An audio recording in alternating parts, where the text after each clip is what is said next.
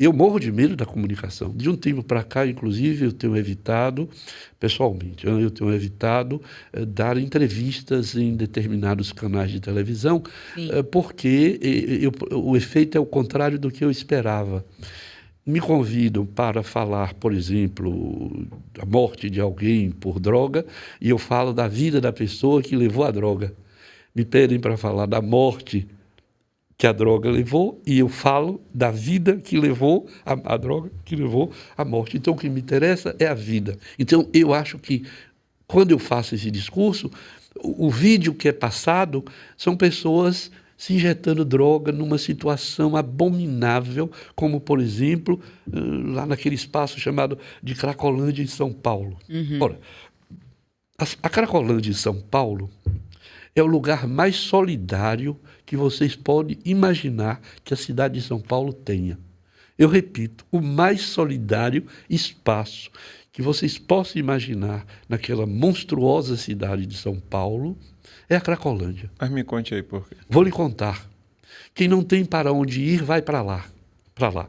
Quem sai da prisão e não tem nenhum lugar para onde ir, vai para lá. Quem foi expulso de casa porque engravidou e a família acha que a gravidez é uma desonra para a família, vai para lá. Vai para lá os loucos de toda ordem, para usar uma expressão do direito antigo. Loucos de todo gênero. Quer dizer, a Cracolândia é um lugar onde todos os que não têm passam a ter o quê? O encontro com outro que é igual, com outro que partilha o pedaço de pão, com outro que partilha o baseado de maconha. Pode parecer um absurdo o que eu estou dizendo, mas você vai para um lugar onde você não tem o que comer, onde você não sabe se amanhece acordado no outro dia, porque a polícia pode lhe matar, porque um parceiro pode lhe matar, porque tudo pode acontecer e, portanto, você não sabe se acorda no outro dia, você tem um parceiro ao lado que divide com você um baseado de maconha que lhe permite dormir melhor. Eu chamo isso de solidariedade. Eu não tenho medo disso. Eu não tenho medo de dizer que na Cracolândia, onde eu estive algumas vezes, as pessoas dividem um resto de comida entre si. Vocês podem dizer, mas aquilo é feio, mas aquilo é sujo.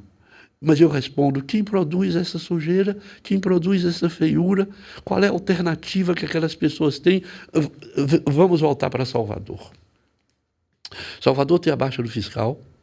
Salvador tem regiões de Itapuã, Salvador tem regiões na Barra, Salvador tem regiões na Pituba, que são microespaços de solidariedade entre quem não tem para onde ir. Aí nós inventamos, sintomaticamente, nós inventamos no CETAD, Patrícia Flack e eu, nós inventamos os chamados pontos de cidadania.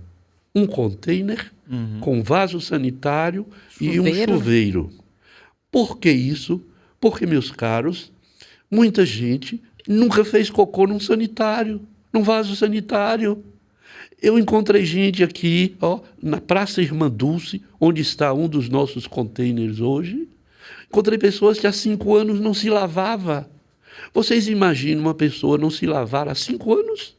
Ela não abraça ninguém, ninguém chega perto, elas têm vergonha do seu cheiro, vergonha do seu cheiro. Essas pessoas entram no container, tomam chuveirada, saem chorando, e nós choramos com elas. Por quê? Porque elas dizem, agora eu posso ser abraçada. Eu fico emocionado quando eu falo nisso. Nosso Medrado, tem feito com o ônibus que ele conseguiu organizar, ele tem saído, se eu não me engano, toda quarta-feira pelas noites de Salvador, para as pessoas tomarem banho. Iniciativa privada. Nosso ponto de cidadania está sustentado pela Secretaria Municipal de Saúde de Salvador. Até quando? Eu não sei. Mas quando você vai lá na Praça Irmã Dulce, à noite, convido vocês a irem lá, encontrarão meninas de 16 anos se prostituindo para viver. Quando você conversa com ela, porque vista de longe é um horror, separa o horror, coloca o horror entre parênteses e conversa com aquela alma de 16 anos. Ela diz assim, eu apanhava muito em casa. O meu vizinho me estuprou 3 ou 4 vezes.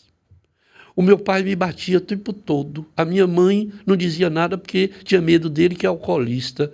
Eu não suportei mais aquilo e, para não morrer, eu vim viver na rua.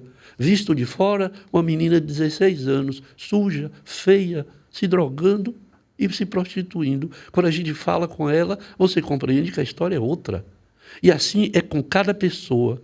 E por que eu estou trazendo isso? Para dizer que lá naquela praça, ela tem a solidariedade dos iguais. O que ela não tem é a solidariedade do Estado. O que ela não tem é o cuidado do Estado para que ela não precise estar naquele lugar.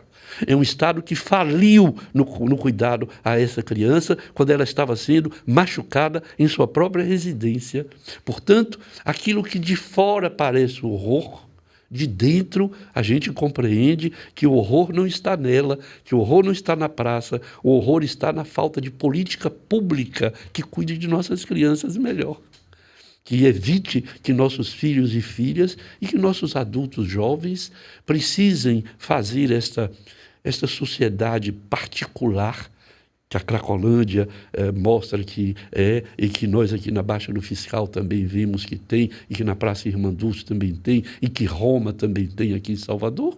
Nós não temos políticas públicas. Daqui a pouco vão telefonar para vocês e dizer: mas o Estado da Bahia tem 2 projetos. Tem um que é o Corra para o Abraço e tem o outro que é o Girassóis de Rua, que fui eu quem inventou com minha turma. E eu direi: isso é muito pouco. Isso tem vida curta, nós não sabemos quanto tempo isso se sustentará. E depois isso é muito pouco para uma cidade de 3 milhões de habitantes, 2 contêineres, 5 consultórios na rua, um Corra para o Abraço e o que mais? Para 3 milhões de pessoas?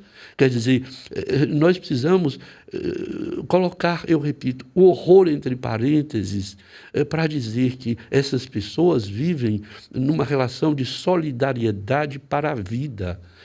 E a gente precisa deixar de olhar a droga como sendo a causa daquilo e a causa de morte. A droga está sendo usada por essas meninas violentadas e prostituídas para viver. Porque uma delas me disse assim: o senhor acha que eu posso suportar transar com 8 homens numa noite sem me drogar? Qual foi minha resposta? O silêncio. Eu não tenho resposta para isso. Eu não tenho resposta para uma menina de 17, 18 anos que já pariu 2 vezes e que não sabe onde estão os filhos, onde estão esses 2 filhos, e que a família não aceita receber. Então, é preciso que o poder público abra um pouco mais os seus braços, que deixe de fazer projetos mirabolantes, miraculosos nos gabinetes